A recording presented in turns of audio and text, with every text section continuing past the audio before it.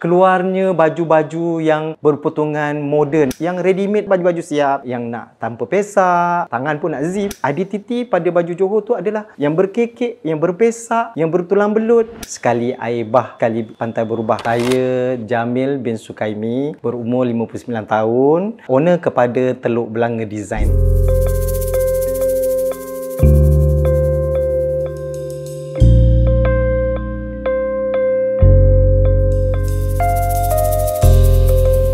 Saya berkecimpungan dalam dunia fashion ataupun tailor ni dalam tahun 1987-88. Saya belajar di Institut Kemahiran dalam bidang jahit pakaian lelaki. Banyak siswa-siswa pun banyak yang menganggur. Jadi saya ambil inisiatif untuk belajar. Try apply. Masa tu tak ada timbul minat pun dalam bidang fashion ni. Dia saja saya belajar. Saya praktikal di salah sebuah butik di Komtar, Johor Bahru waktu tu, Komtar lah. Selama 6 bulan jaga kedai dan juga dia bagi jawatan saya sebagai tukang potong baju lah. Syarikat tu offer kepada saya untuk bekerja. Mungkin dia tengok kepada saya punya kemahiran ataupun cara mengendalikan kedai tu. Jadi saya bekerja dengan dia sebagai tukang potong dan juga melayan customer-customer waktu tu. Dan lepas tu saya ada modal, saya nak buat kedai sendiri tanpa buat pinjaman mana-mana. Waktu tu memang kedai saya memang kecil di Plaza Kota Raya. Pada tahun tu kalau 2000-3000 pun rasa memang terlalu tinggi. Saya meniaga, saya tidak ada bahan-bahan mentah. Yang ada dekat saya ni kain ke apa, waktu tak. Ada satu mesin jahit dan mesin jahit tepi dan juga kita punya untuk asas untuk mula-mula perniagaan. Jadi saya mengharapkan orang bawa kain. Baru saya ambil, saya lah tukang potong, saya lah melayan orang dan saya juga menjahit waktu tu. Baju Teluk Belanga ataupun baju Cakap Musang ni pun kalau awak tengok golongan-golongan bangsawan di Johor terutamanya. Baju Johor ni diilhamkan oleh Sultan Abu Bakar pada waktu tu di pusat pentadbiran kita di Singapura, iaitu di Teluk Belanga. Jadi baju Teluk Belanga ni istimewaan dia menunjukkan itu adalah seni dan identiti Johor itu sendiri. Kalau awak tengok orang berbaju Johor, iaitu yang berleher bertulang belut yang macam saya pakai sekarang ni, dan berkocek, berpesak yang ada di tepi ni, dan berkekek. Zaman-zaman dulu dia baju Johor ni dengan keadaan pakaian dia dulu longgar, besar. Dia mengikut pada peredaran lah, maksudnya seluar dia kita panggil seluar potong Cina, seluar yang lama punya. Baju Johor yang ada, yang betul-betul identiti Johor, dan orang itu perlu pakai baju Johor ni dia dengan keadaan yang lengkap. Maksudnya bersongkok, bersamping. Dia ada dua kaedah, bersamping dagang dalam dan bersamping dagang luar. Yang saya pakai dagang dalam. Tengok selesaan sesuatu pemakai itu juga, dan berkasut.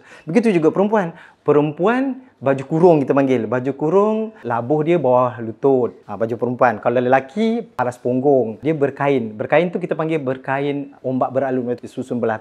Ciri-ciri baju perempuan, dia kena pakai lengkap, iaitu berkerudung, berkasut, beralas kaki lah senang cakap. Lelaki pun gitu juga. Lengkap dia macam sama juga. Samping, songkok dan bercapal ke beralas kaki juga. Dulu kedai saya di Plaza Kota Raya, saya menggunakan Jamil Design. Menggunakan nama saya sendiri. Apa kata saya duduk di Johor dan saya tengok waktu tu memang fashion pun dah banyak sangat. Baju-baju Cakap Musang, orang dah nak mula ni. Tapi saya rasa saya ada idea dan saya hijrah. Hijrah nama tau maksudnya. Saya tukar kepada Jamil Design tu, saya tukar kepada Teluk Belanga Design. Saya dah mula titik beratkan kepada jahitan-jahitan tulang belut, jahitan-jahitan tindih kasih, nama-nama jahitan tu Insan Pari. Itu jahitan-jahitan lama tau. Sebab saya rasa saya perlukan benda ni. Jadi saya tak nak benda ni tercecir, ataupun kalau orang lain dah moden, orang lain dah pergi ke luar negara tunjukkan dia punya fashion-fashion tu kan. Sekarang rupanya yang saya pegang tu, saya sendiri pun dah merata. Orang dah mencari yang tulang belut tu tadi. Ada dua jahitan untuk jahitan baju Teluk Belanga ni. Satu jahitan orang Bugis, kita panggil Ferenggi. Jahitan Ferenggi tu adalah dia macam jahit tali air, kita panggil tali dan dia akan letak di kawasan leher ni. Dia akan jahit, dia sambung di kawasan leher. Itu kebanyakan akan terdapat di Pontian, kawasan-kawasan Benut. Ibaratnya kalau Johor, kawasan-kawasan ni banyak Bugis kan. Jahitan tu wujud di situ. Dan selepas jahitan tu, orang-orangnya pun bukannya dah tak ada, senang cakap lah. Ya, kebanyakannya pelapis-pelapis anak-anak dia tak nak belajar. Ataupun yang ada pun sekarang pun dah tinggal beberapa kerat je. Ataupun orang dah meninggal. Jadi jahitan pupus. Datuk Ghani Osman, sekarang Tan Sri lah, dia memperkenalkan benda tu balik. Maksud tu kan Ghani Osman kan sibuk dengan Zapin, Ghazal, makanan-makanan Johor. Jadi dia memang membudayakan Johor ni. Jadi saya pernah jumpa satu orang tu, umur dia bukan 100 tahun, yang baju Johor yang Ferenggi tu. Tu yang keluarkan buku busana Johor tu dulu. Tu Tulang belut ni pun saya kira dah waktunya dah macam dah nak pupus. Maksudnya orang-orang yang pandai jahit ni pun dah tak ada. Memang cabaran dia memang begitu besar lah untuk ibaratnya macam ada satu bidalan, sekali air bah, sekali pantai berubah. Begitu juga dengan keadaan pakaian ke ataupun apa-apa pun. Saingan pada saya lah senang cakap. Kalau baju Teluk Belanga ni sendiri, dulu-dulu orang buat baju tu lengkap. Competition saya adalah dalam pakaian, iaitu keluarnya baju-baju yang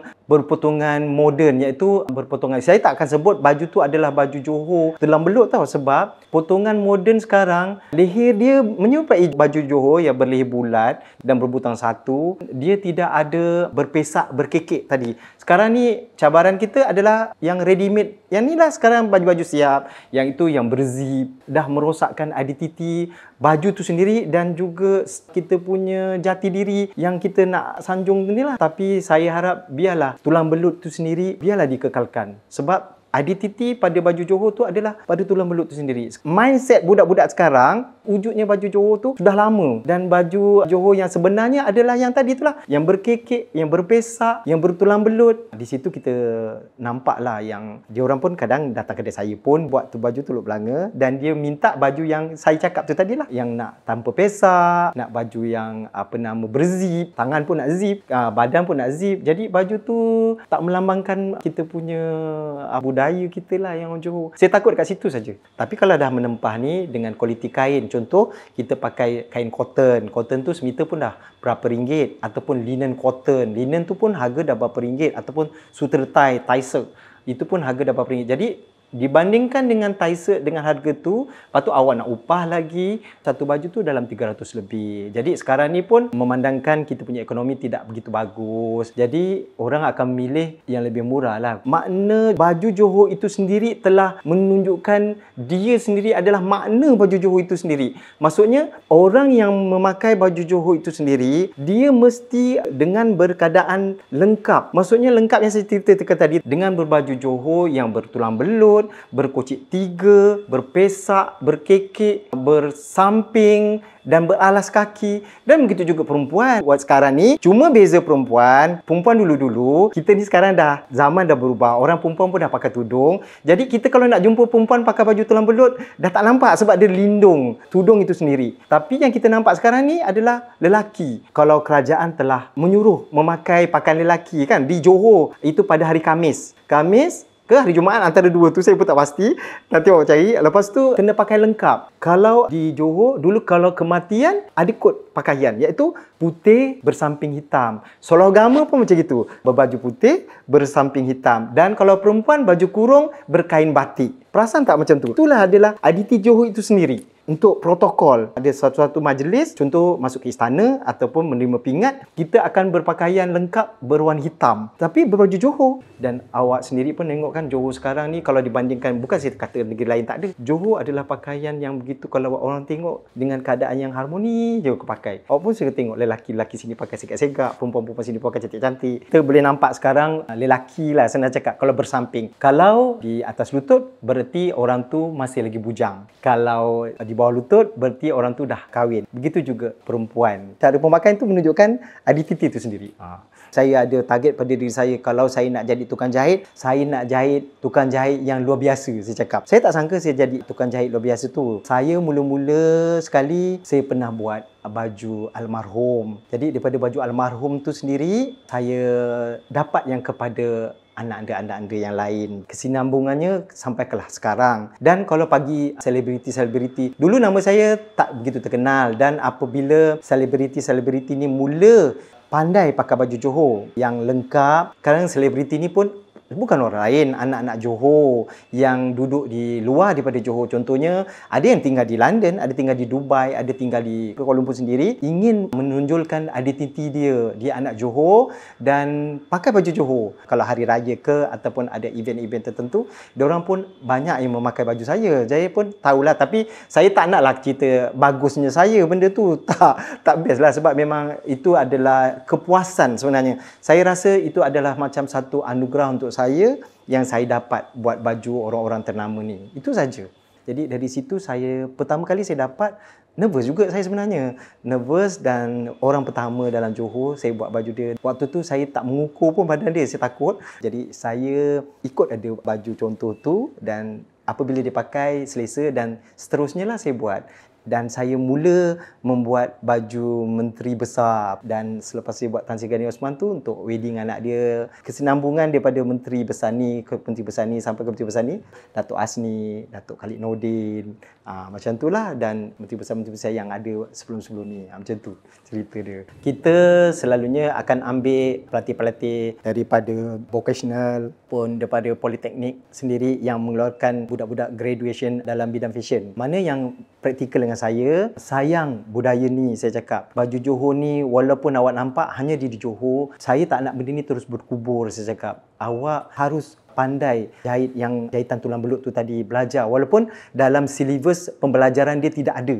Apabila saya pegang pada baju Johor ni, saya baru nampak benda tu sebenarnya dia benda yang heritage tau, benda yang ada nilai seni yang besar sebenarnya. Dan kalau boleh kita janganlah merosakkan identiti jahitan tu sendiri. Kalau tak kita yang jaga, siapa lagi? Sayang kan, sebab Johor itu sendiri dia ada nilai seni yang begitu tinggi sekali.